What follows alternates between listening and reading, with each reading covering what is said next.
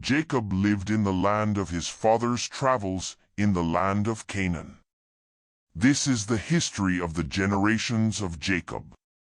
Joseph, being 17 years old, was feeding the flock with his brothers. He was a boy with the sons of Bilhah and Zilpah, his father's wives. Joseph brought an evil report of them to their father. Now Israel loved Joseph more than all his children, because he was the son of his old age, and he made him a tunic of many colors. His brothers saw that their father loved him more than all his brothers, and they hated him, and couldn't speak peaceably to him. Joseph dreamed a dream, and he told it to his brothers, and they hated him all the more. He said to them, "Please hear this dream which I have dreamed, for behold, we were binding sheaves in the field, and behold, my sheaf arose and also stood upright, and behold, your sheaves came around, and bowed down to my sheaf." His brothers asked him, "Will you indeed reign over us? Will you indeed have dominion over us?" They hated him all the more for his dreams and for his words. He dreamed yet another dream, and told it to his brothers, and said, "Behold, I have dreamed yet another dream, and behold, the sun and the moon and 11 stars bowed down to me." He told it to his father and to his brothers.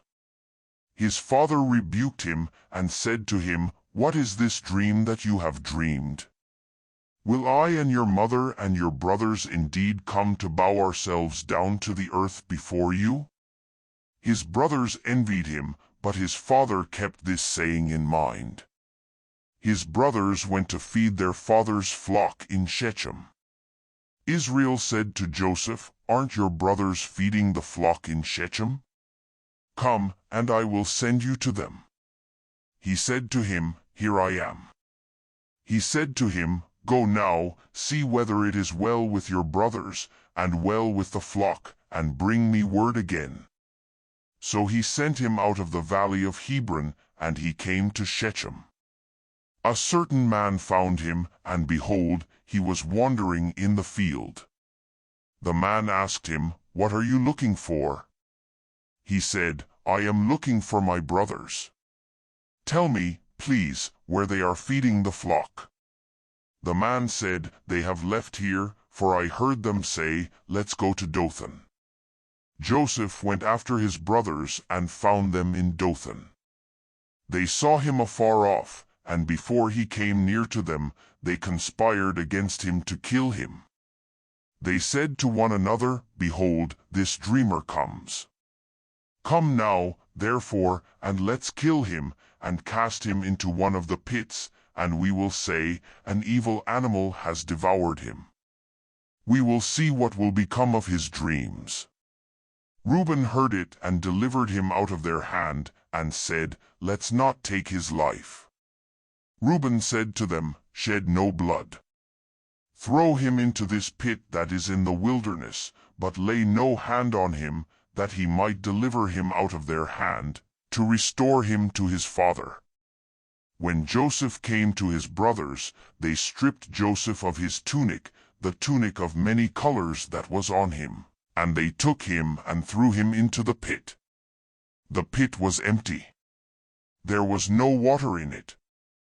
They sat down to eat bread, and they lifted up their eyes and looked, and saw a caravan of Ishmaelites was coming from Gilead, with their camels bearing spices and balm and myrrh, going to carry it down to Egypt.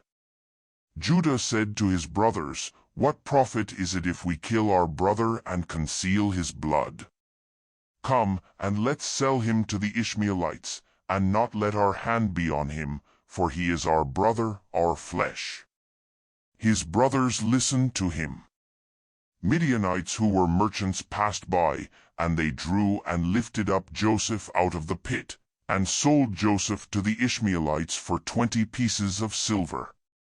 The merchants brought Joseph into Egypt. Reuben returned to the pit and saw that Joseph wasn't in the pit, and he tore his clothes. He returned to his brothers and said, "The child is no more, and I, where will I go?" They took Joseph's tunic and killed a male goat, and dipped the tunic in the blood. They took the tunic of many colors and brought it to their father, and said, "We have found this. Examine it now, and see if it is your son's tunic or not." He recognized it and said, "It is my son's tunic. An evil animal has devoured him. Joseph is without doubt torn in pieces." Jacob tore his clothes, put sackcloth on his waist, and mourned for his son many days. All his sons and all his daughters rose up to comfort him, but he refused to be comforted. He said, "For I will go down to Sheol to my son, mourning." His father wept for him. The Midianites sold him into Egypt to Potiphar, an officer of Pharaoh's, the captain of the guard.